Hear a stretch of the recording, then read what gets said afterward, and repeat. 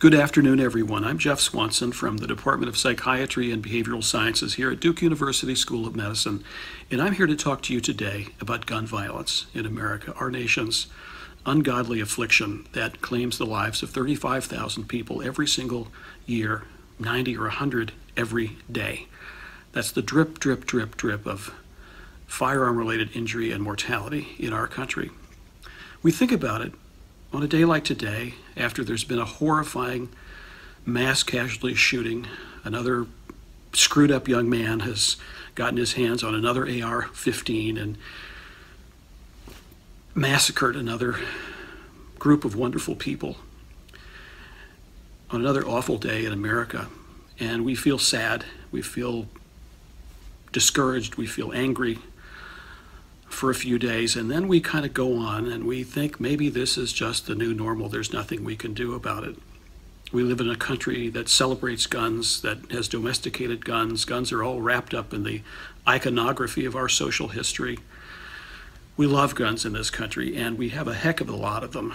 And more people now own guns for personal protection.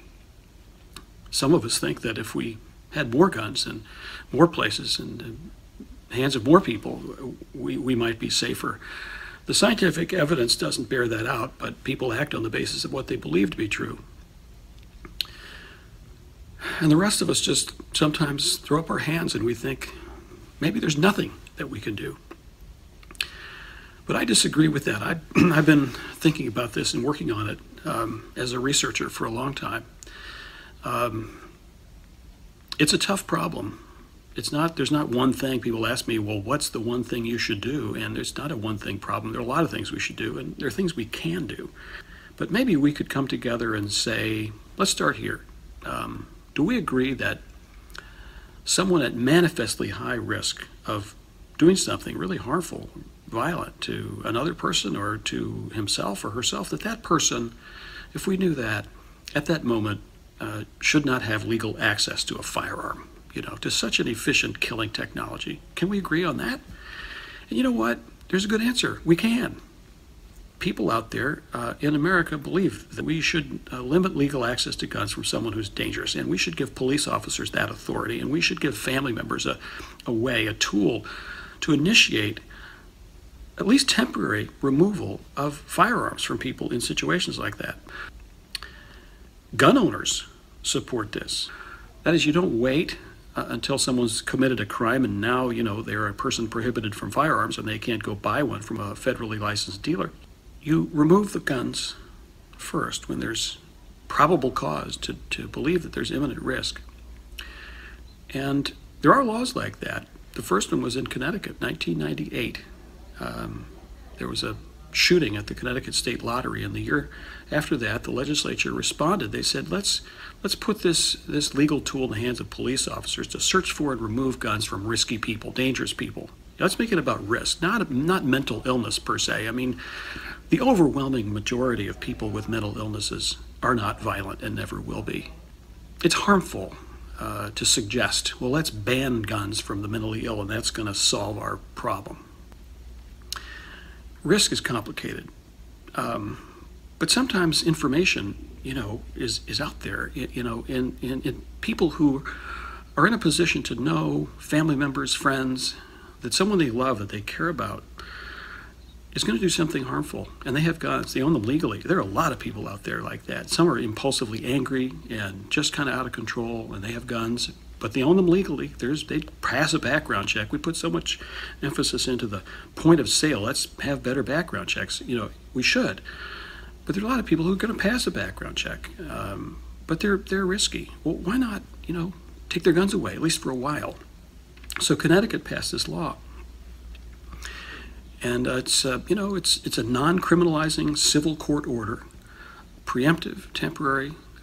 It's based on probable cause. There's due process. A couple of police officers have to agree that the evidence is there. They run it by a state's attorney and a judge in real time, and they get a risk warrant, and they remove the guns from this person.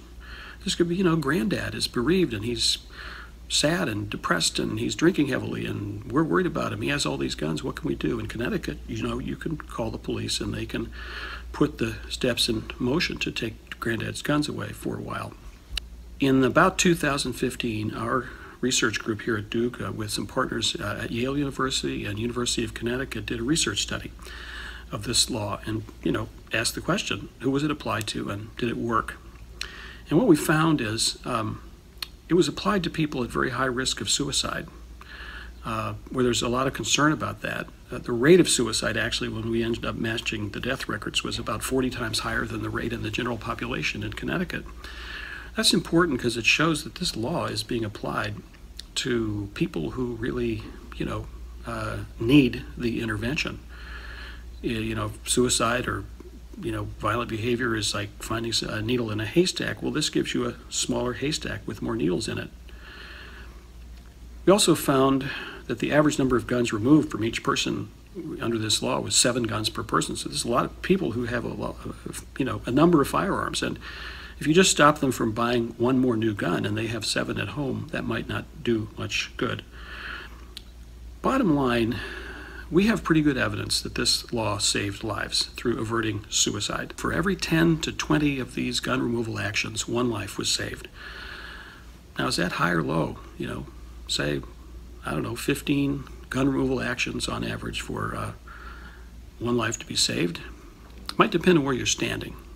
If you really care about the Second Amendment right, you might think that's unacceptable. If you're someone like me or any of us who are no more than 1 or 2 degrees of separation away from a gun suicide story in our own family, a person's life cut short, family members left behind, a tragedy, every one of these cases, then, you might think about it differently. Anyway, this is the kind of information we want to put in the hands of policymakers so they can understand what is in the balance of risk and rights.